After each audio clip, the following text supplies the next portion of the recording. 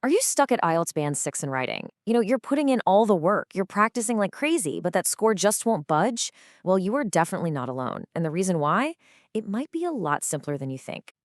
Okay, so what if I told you that a quarter of your entire writing score, yep, a massive 25%, comes down to just one thing? Seriously, one single area could be the key that unlocks that score you've been chasing. Welcome to the Explainer by IELTS Guide Phil on YouTube. So, in the next few minutes, we are going to dive headfirst into that 25% and show you exactly how to master it. And that, my friends, is all about something called Lexical Resource, basically your choice of vocabulary. So here's how we're going to break it all down. First, we'll get into why vocabulary is such a big deal. Then we'll talk about choosing the right words for the right time. After that, we're going to build you a practical toolkit with some killer phrases. And finally, we'll look at the common mistakes people make and, of course, how to fix them like a pro. All right, let's get into it. All right. First things first, let's tackle the big question, right? When the examiners talk about lexical resource, what in the world are they actually looking for? It's not just about throwing fancy, big words at the page. Nope. It's all about using the right words in the right place with the right tone and, of course, without making silly mistakes. It's really a mix of having a good range of words, using them accurately, and making sure they fit the situation. So this really breaks it down into 5 key things examiners are looking for. First, your range of vocabulary. Are you using different words or just the same ones over and over? Second, accuracy, spelling and using the word correctly. Then there's appropriateness. Does your language actually fit a formal letter, for instance? And finally, are you using natural language, like real collocations, and is your tone consistent all the way through? And that brings us to maybe the single most important decision you'll make when you start writing your letter, choosing the correct register. Seriously, this one choice pretty much dictates every word you're going to use, from the first sentence to the last. Okay. Take a look at this table. It lays out the 3 main tones so clearly. You've got formal, right? That's for things like job applications or official complaints. You've got to be respectful and professional. Then there's semi-formal for like your neighbor or your landlord. It's polite but still has a friendly, personal touch. And of course, informal. That's for your friends and family. You can just be casual, warm, and totally yourself. Okay, so now for the really practical stuff. Let's build your letter writing toolkit. We're going to look at some specific, high-impact phrases you can literally start using today. I mean, just look at the difference here when you're making a complaint. The formal one, I am writing to express my dissatisfaction, is so professional and direct, right? Then the semi-formal, I wanted to let you know about a problem with, it's much softer, more like you talk to someone you know. And the informal, you won't believe what happened, that's just pure, natural, everyday chat. And it's the exact same idea when you're making a request. I would be grateful if you could is perfect for formal situations. I was wondering if you could help me with, that's a really polite, kind of indirect way to ask a colleague or neighbor. And of course, could you do me a favor? That's just what you say to a friend, plain and simple.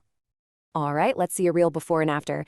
The basic version here, it gets the job done, but it's screaming band 5 or 6. But look at the enhanced version. It's a total transformation. I am not happy turns into profound disappointment. The food was bad becomes substandard service. This is how you jump up to a band 7 or even higher. And hey, don't think this is just for formal stuff. It's just as important in informal letters. The basic version here is, okay, it's functional, but the enhanced version feels so much more real. It's warm, it's personal. Adding little things like, hope you're doing well, and it wouldn't be the same without you there, that shows a way better command of natural, friendly English. Okay, so knowing what to do is half the battle. The other half is knowing what not to do. So let's dive into some of the most common traps that IELTS Guide Phil sees test takers fall into, and more importantly, how you can avoid them. So first up, the do's. Think of this as your success checklist. Number 1, match your words to the formality level. Always. Use natural expressions. Mix up your language to show off your vocabulary range. And please, I'm begging you, proofread for spelling. Those tiny mistakes can really cost you. And on the flip side, the don'ts. This is huge. Don't mix formal and informal language. And please, don't try to use some super complex word if you aren't 100% sure what it means. It's always better to be clear than to be confusingly complex. Oh, and yeah, Even in a friendly letter, no text speak, no LOLs, no BTWs. Okay, here is a classic mistake. You start off great with a formal dear sir/madam, but then you drop in a word like crappy. That massive clash in tone is like a giant red flag waving right in the examiner's face. And the fix? It's actually so simple, but it makes all the difference. Just swap out crappy for a professional word like inadequate or substandard. Boom, you've instantly fixed the tone and shown the examiner that you know what you're doing. Here's another trap that's so easy to fall into: repetition. Just look at this example. Using happy again and again, it just screams that you have a limited vocabulary. The examiner is literally sitting there thinking, really, is that the only word they know for being happy? But the fix is so much more fun. This is your chance to show off your vocabulary. Instead of just happy, you could say you're delighted, you're thrilled, or that something brings you such joy. See? That immediately lifts the quality of your writing and, you guessed it, your score. So, if there's one single thing you take away from all this, let it be this. Your goal isn't to use the biggest, most complicated words you can find in a dictionary.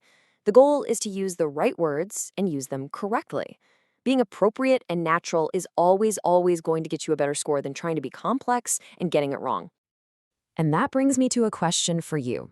Out of those 3 types of letters, formal, semi-formal, and informal, which one do you find the most challenging? And why do you think that is?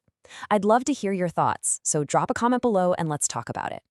Now, if you want to dive even deeper into this, the learning definitely doesn't stop here. You can read the full blog post this was based on over at IELTSguidephil.com.